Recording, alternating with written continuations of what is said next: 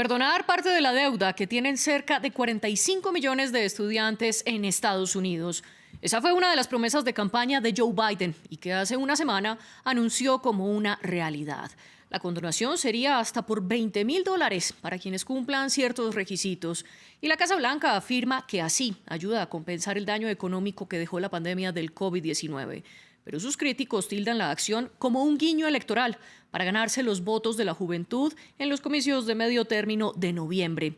Y también ponen un manto de duda sobre si el mandatario tiene la capacidad legal para condonar préstamos federales saltándose al Congreso. ¿Es entonces el perdón de la deuda un alivio para los más desfavorecidos o una herramienta electoral con dinero del Estado? Lo analizaremos en el debate de hoy. Antes veamos un informe en el que nuestro periodista Andrés Triviño nos explica en qué consiste el plan de Joe Biden. Un alivio para los estudiantes estadounidenses. Me quitaron un peso de encima, principalmente para mis padres, porque los estresa mucho.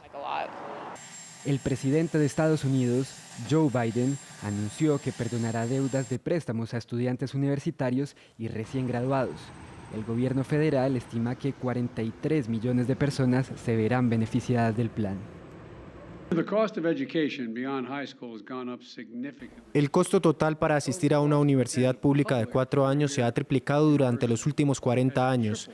En lugar de financiar adecuadamente las universidades públicas, muchos estados han recortado su apoyo y han reducido la financiación para sus universidades estatales, dejando que los estudiantes paguen una mayor parte de la cuenta.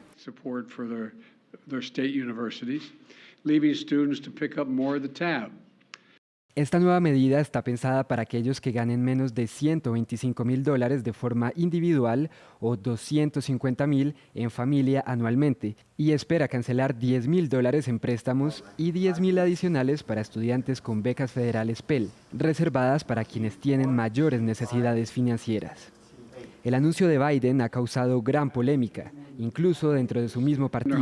Además, el Congreso no le ha dado una autorización explícita. Para sus detractores, es visto como un guiño al voto joven, a poco más de 2 meses de las elecciones legislativas. Mientras economistas advirtieron que la medida podría aumentar la inflación, la que llegó al 8.5% en julio, los republicanos pusieron en duda la autoridad legal del mandatario para tomar la decisión. Para analizar este tema hemos invitado a Juan Manuel Guzmán, director de políticas de los estados de la ONG United We Dream, y a Laura Bustamante, estudiante actual de posgrado y manager de campañas y políticas para New Jersey.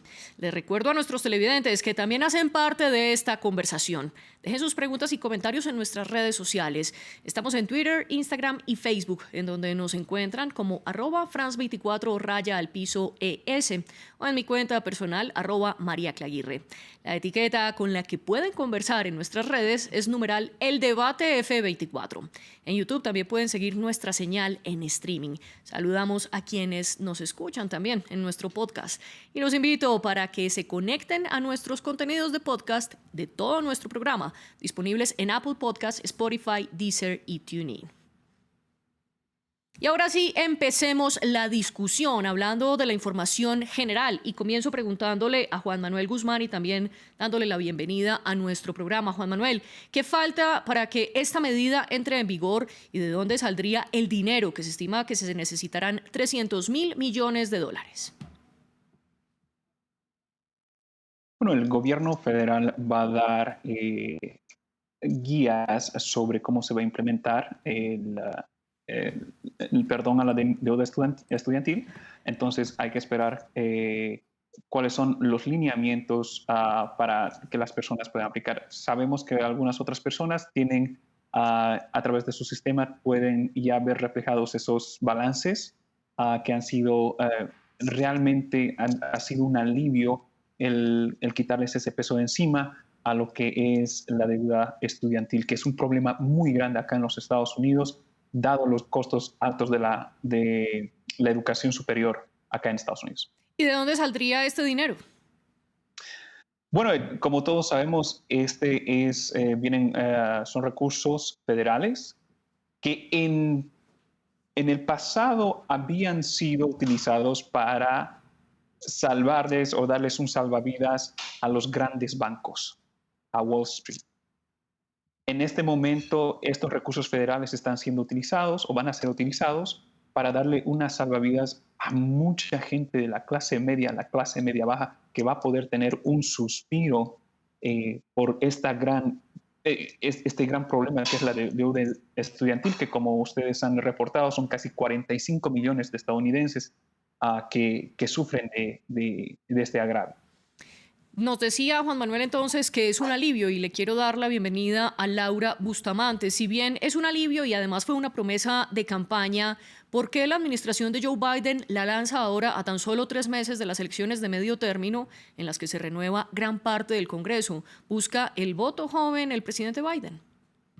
Pues claro, el presidente Biden está buscando el voto joven, pero acordémonos que el voto joven es algo muy importante.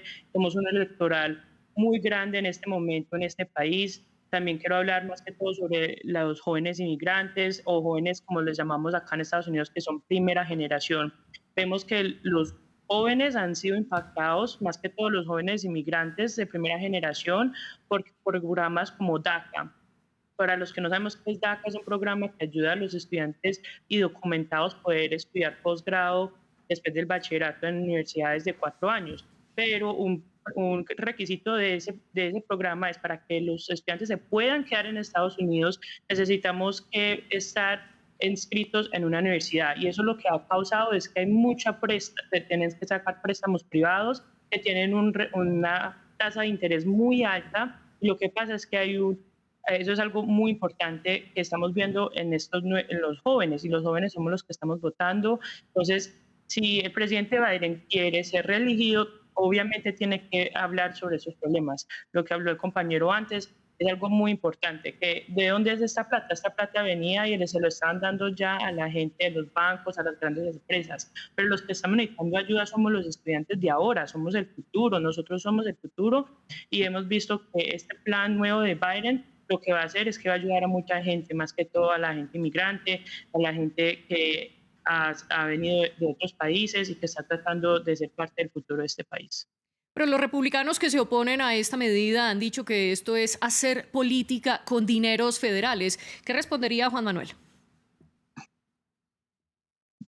Bueno, estoy muy en desacuerdo con eso. Como había puntualizado en el pasado, los republicanos le han dado salvavidas a estos grandes bancos, estas instituciones financieras, y la verdad, ayudar a la clase media, a la clase trabajadora, a la clase que está, a las personas de a pie, es algo tan importante para la gente que ha estado sufriendo los embates de una economía muy difícil, en el sentido de que hemos sufrido una pandemia, encima hay muchas deudas. Entonces esto realmente da una oportunidad a toda la gente a que pueda poder pensar en ahorrar para comprar su casa, tener suficientes recursos para tener su primer vehículo, e incluso hacer inversiones, poner una pequeña empresa. Entonces, el impacto a la clase media baja es muy fuerte, a la clase trabajadora. Obviamente que a los republicanos y a los grandes millonarios no les va a gustar. ¿Y qué tiene por decir Laura al respecto? Sí, claro, no agrego a ese punto que el gobierno, lo que estamos haciendo acá es una responsabilidad del gobierno. El gobierno está respondiendo a una crisis del pueblo, entonces el gobierno necesita que pensar creativamente en cómo solucionar eso. Entonces estamos hablando sobre impactos de generaciones que está impactando la economía a largo plazo.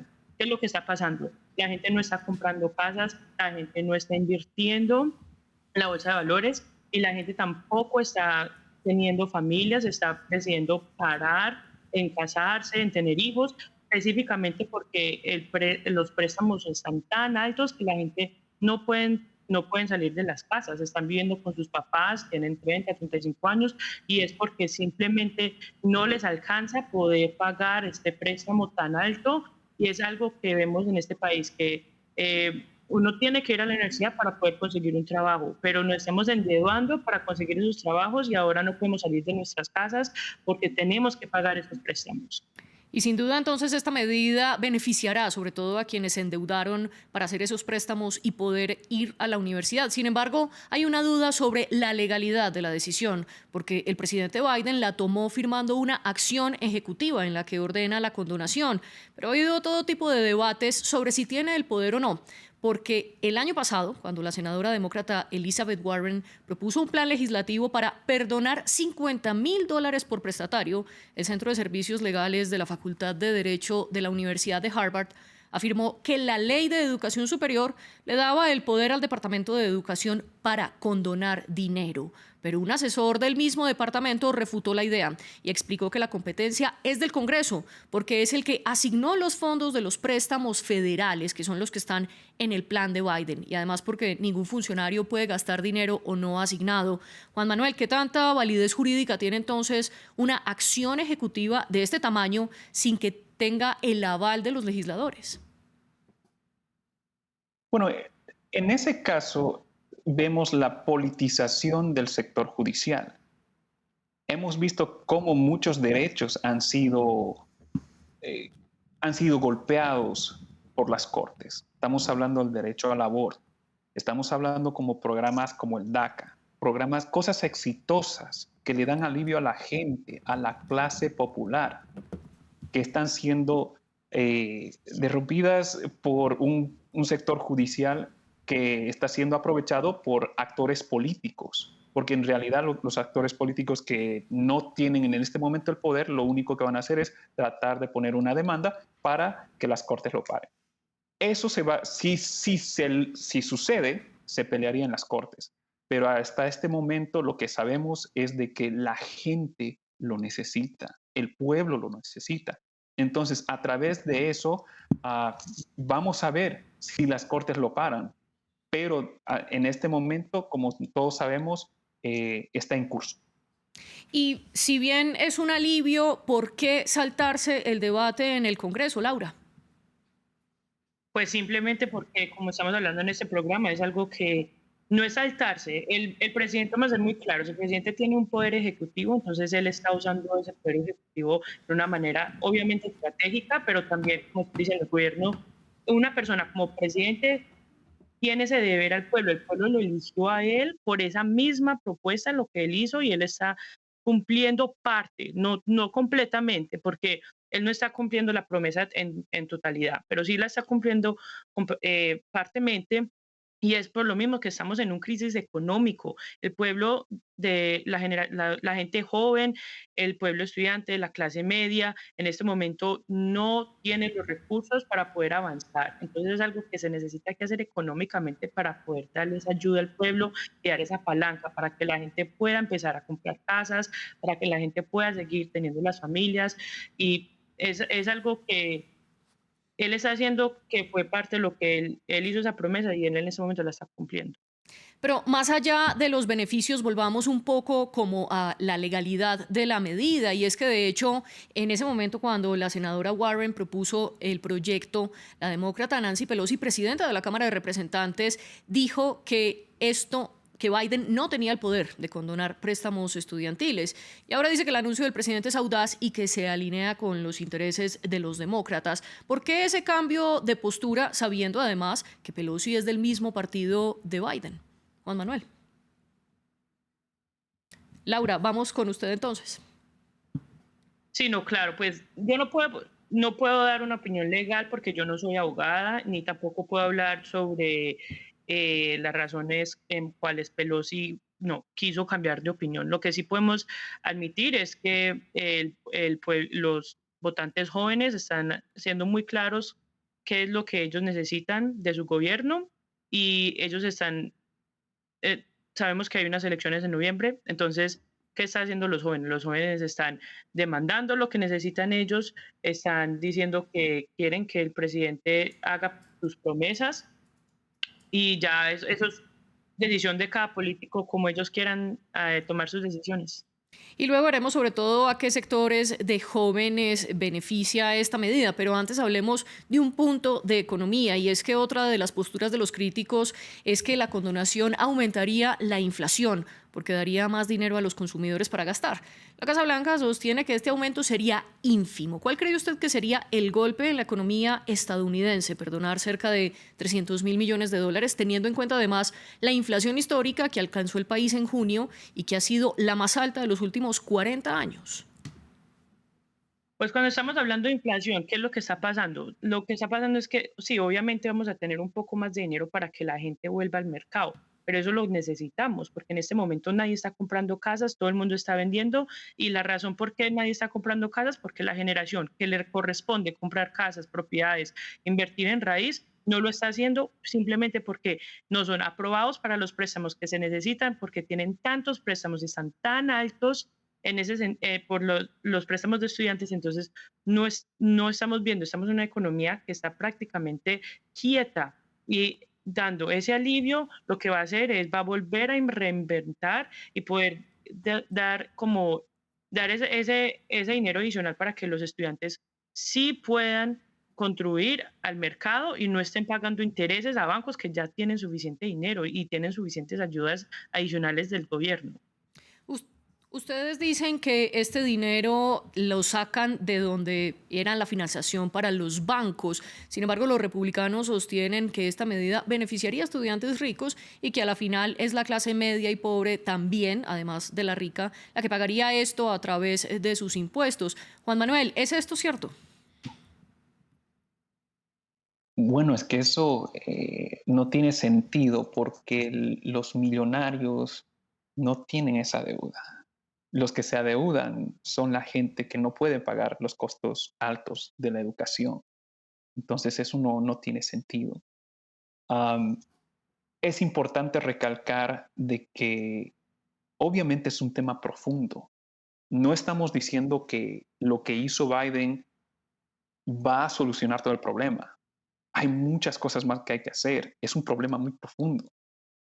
Pero le da un gran alivio a una gran parte del sector de la población.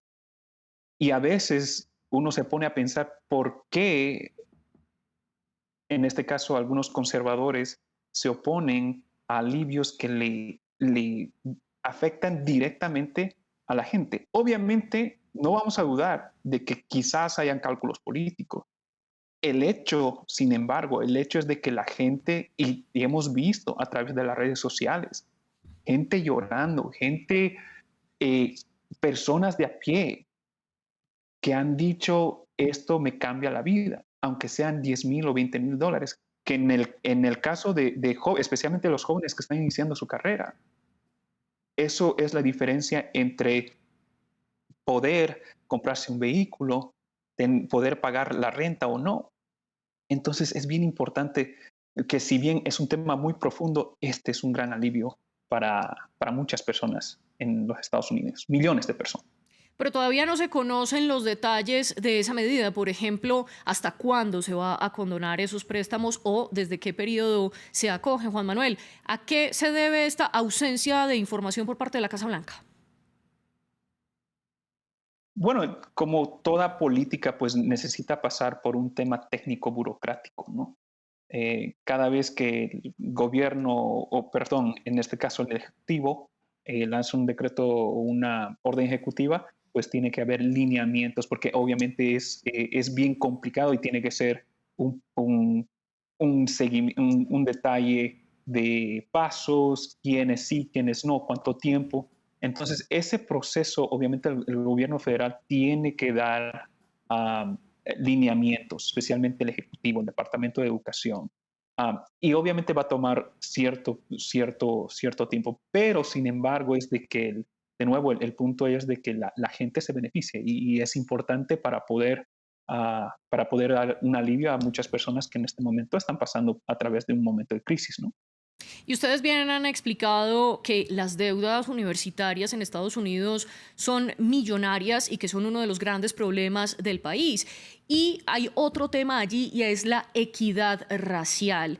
Y es que hay un sector que dice que las medidas deberían estar dirigidas a la población afroamericana y que si así no se logra, pues realmente no se cierra esa brecha de raza que existe en el país. La Casa Blanca, por su lado, defiende que la condonación va a aumentar la equidad racial, citando estudios que muestran que cerca del 70% de los becarios Pell son afroamericanos. Y recordemos que las becas Pell son las más grandes del país y además están dirigidas a la población más vulnerable.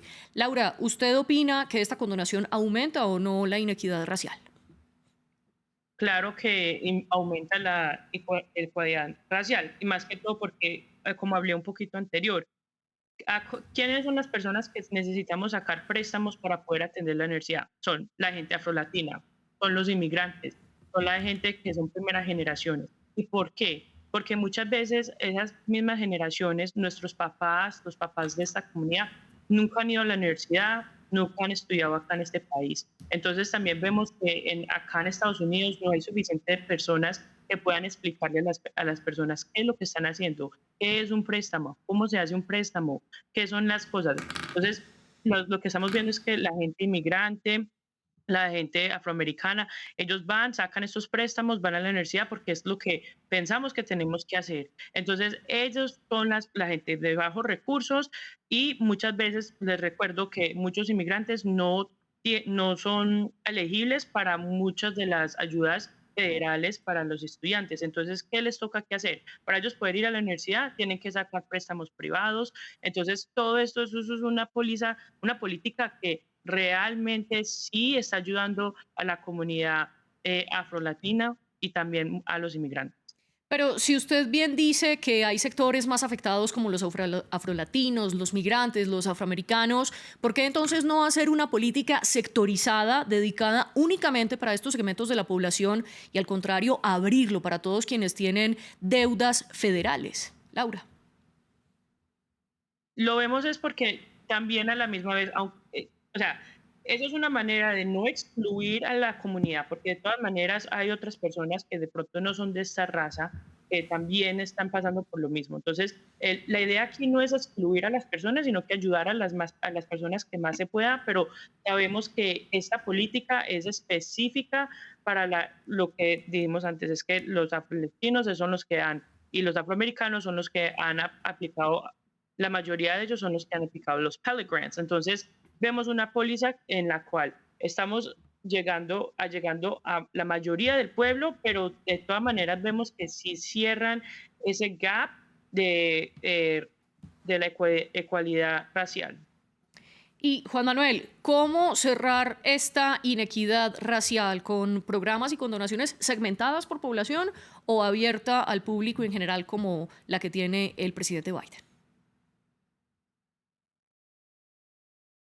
Es necesario ponerlo no tanto en ese ámbito, sino de que es necesario tener una conversación profunda acerca de la educación superior, porque esto afecta a todos, afecta a latinos, afecta a afroamericanos, afecta a diferentes grupos raciales en los Estados Unidos. Y la educación superior se está volviendo cada vez más inalcanzable.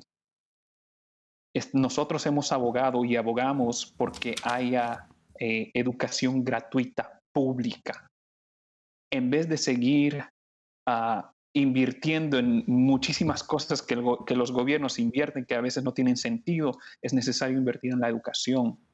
Han habido recortes. Lo primero que se recorta en los estados, cuando hay alguna recesión, cuando hay algún déficit fiscal, lo primero que sufre es la educación. Y se ha dejado de invertir en la educación a nivel estatal. Y si no hay una inversión seria y apoyo a los estudiantes, entonces este tema va a continuar. El alivio es importante, ha venido en un momento muy crucial para muchas personas, pero esta conversación profunda hacia el futuro envuelve muchas cosas. Y hay que invertir en educación y hay que dar la oportunidad a la gente de a pie de tener la oportunidad de ir a la educación, no solo aquellos que lo pueden pagar o que pueden prestarse o que van a tener que hundirse porque van a tener que prestarse $50,000, $60,000, $70,000 a los 22 años. No tiene sentido. Quiero ahondar en un punto que usted estaba mencionando y es, usted dice literalmente, la educación superior es cada vez más inalcanzable en Estados Unidos y de hecho los precios de las carreras universitarias en instituciones públicas se han triplicado los costos desde los años 80, según datos del Departamento de Educación de Estados Unidos, mientras que las becas Pell pasaron de cubrir el 80% de todos los gastos a tan solo el 29% en carreras de 4 años en instituciones públicas. ¿Cómo atacar entonces, Juan Manuel, los problemas estructurales de acceso a la educación más allá de condonar $10,000 o $20,000? Bueno, en primer parte o primer sentido es necesario evitar esos recortes a la educación. Hay que invertir en la educación. Los estados, los gobernadores y las legislaturas necesitan invertir en vez de sacar ese dinero de la educación.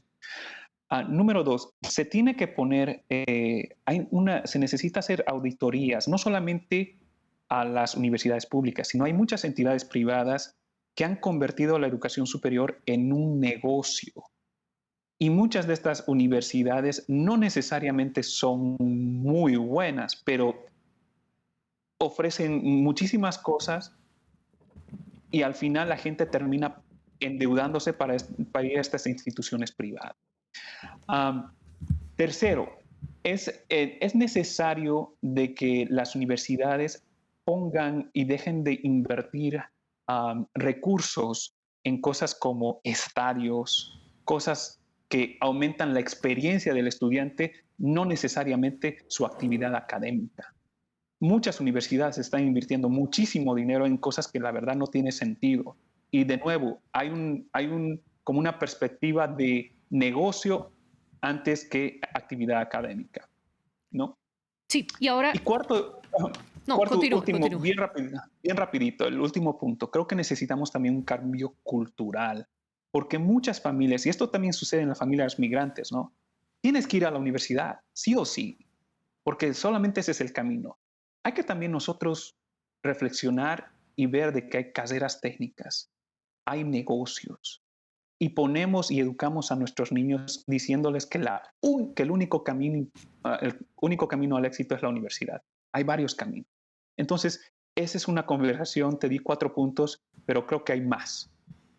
Sí, y ahora para ir con Laura, dentro de este plan de 3 aristas que propone Biden, uno de ellos es reducir el costo de las universidades y castigar a las instituciones que superen montos exagerados, como lo mencionaba Juan Manuel. Sin embargo, el presidente y tampoco la Casa Blanca especifican cómo lograrlo. Laura, ¿cómo hacer esto en un país como Estados Unidos, donde hay autoridades estatales y no solo la federal? Claro, necesitan.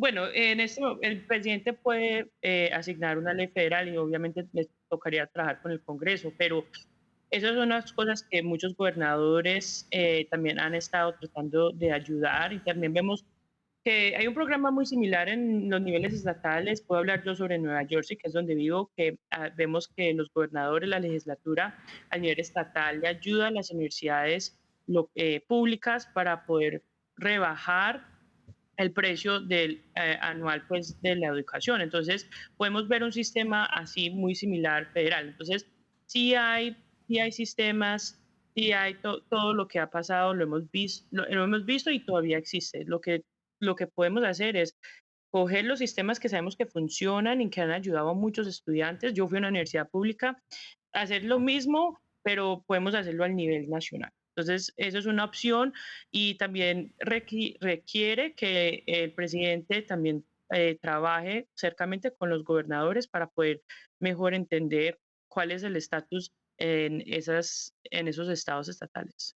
Laura, pero entonces, viendo todas estas fallas estructurales en el acceso a la educación, ¿se puede decir que una condonación de la deuda es tan solo un incentivo paliativo de la situación? Pues no solamente, necesitamos que tomar y ser muy conscientes de que lo que dijo Juan Manuel anteriormente, que esto es solamente un paso. No estamos diciendo que esta es toda la solución y que ya de aquí de ahora ya todo el mundo va a estar bien. No, lo que tenemos que hacer eso es un paso, pero tenemos que hacer más. Tenemos que mirar a todas las opciones, necesitamos que ver cómo podemos rebajar, cómo podemos cortar recursos en cosas que no está ayudando a la gente, lo que es en el sector académico, y también sí tener que tener mucho cuidado con las instituciones que han tratado de triplicar y tomar ventaja de los estudiantes, y también los bancos que están usando las tasas de intereses a niveles tan altos, que es lo que realmente quiebra a la gente que saca préstamos. Y usted mencionaba que existen otros programas similares en Estados Unidos y uno de ellos, también muy conocido, es la condonación de préstamos por servicio público o PSLF por sus siglas en inglés. Y el presidente Joe Biden anunció que deberían reparar ese programa que existe desde el 2007, y es que tiene una serie de requisitos bastante largos que impiden que la mayoría de beneficiarios posibles se acerquen a él. Y de hecho hay estudios que muestran que solo cubre al 1% de la población. Juan Manuel, ¿en qué consiste ese programa y por qué Biden habla de arreglarlo? ¿Cuáles son sus problemas? Mira, no estoy tan familiarizado con el programa, pero sé que básicamente da una oportunidad a aquellas personas que se gradúan y hacen servicio público, trabajan para entidades públicas. Entonces, a través de eso, muchas personas pueden acceder a alivio de la deuda, ¿no? Sí, el presidente, y es cierto de que muchos de estos requisitos son demasiado complicados, entonces no le da la oportunidad a la gente que está haciendo servicio público de poder tener alivio en su deuda, ¿no? Entonces sí es necesario reparar, hacerlos más claros, más fáciles, para que la idea tiene que ser de abrir lo más posible las oportunidades, ¿verdad? No debería ser cerrar, y a veces en los procesos burocráticos de aplicación para estos beneficios, muchas veces la filosofía es, ¿cómo vamos a hacer que menos personas se beneficien? Si un 1% se beneficia, entonces no es tan exitoso, ¿no? Entonces hay que abrir eso y dar la oportunidad a las personas de que puedan acceder, en este caso, por el programa de servicio público, ¿no? ¿Y cuál es el incentivo a futuro que puede generar en las instituciones públicas el hecho de que el Estado federal pague o pague parte de ese crédito que tienen? ¿Podrían las universidades aumentar los precios sabiendo que el Estado va a pagar parte de ellos? Laura, ¿usted qué opina? Pues eso es lo que hablamos de un cambio comprensivo, ¿sí o no? Entonces no podemos solamente eliminar la deuda, pero también tiene que haber cambios sistemáticos para que las universidades no puedan hacer eso y no vayan a tener ventaja. Entonces tenemos que tener los dos. O sea que ese es un primer buen paso, pero se requiere hacer cambios sistemáticos a lo largo y por todo el país. No puede ser estatal, no puede ser solamente en un estado, no en otro estado. Por eso es lo que esto es una responsabilidad del presidente, también es la responsabilidad del Congreso y los senadores. No vamos a decir que solamente Biden tiene esta responsabilidad. Los congresistas y los senadores también tienen esta responsabilidad, porque esto va a seguir continuando. Si Sí. no llegamos a eso, entonces vamos a estar en las mismas. Y para ir cerrando nuestro programa, ya quiero preguntarles por las conclusiones del programa, empezando por Juan Manuel. ¿Cuál es su visión sobre esta condonación y qué pasaría, o si usted considera o no, que se va a seguir implementando? Bueno, el alivio a la deuda estudiantil es algo que es necesario, era urgente. Creo que muchas personas se van a poder beneficiar, especialmente la clase media baja, y va a tener un impacto muy fuerte y muy positivo en el país. A la larga es necesario, como habíamos mencionado, tener un debate mucho más profundo para que los costos de la educación no sigan incrementando de la forma que se han incrementado en los últimos 30, 40 años, que como hemos dicho se ha triplicado. En este sentido, si bien los Estados Unidos tiene universidades desde nombre, ¿de qué sirve tener universidades desde nombre cuando tu propia gente, tu propio pueblo no puede Sí. accederlos? Entonces, ese tipo de cosas es necesario exponerlo al tema de debate, y ojalá que en los próximos meses, años, se pueda améliorar el tema de la educación superior acá. Laura, y muy brevemente, ¿cuál es su conclusión? La conclusión es simplemente que este programa necesita que ayudar y van a ayudar a la gente que lo necesita, que son los afrolatinos, los afroamericanos, la comunidad inmigrante. Entonces, lo que necesitamos es ver programas similares y más avanzados como este para que la comunidad con la cual se está endeudando para el futuro de este país sea recompensado. Laura Bustamante y Juan Manuel Guzmán, gracias por acompañarnos y gracias también a nuestros televidentes. Sigan con más información en France 24.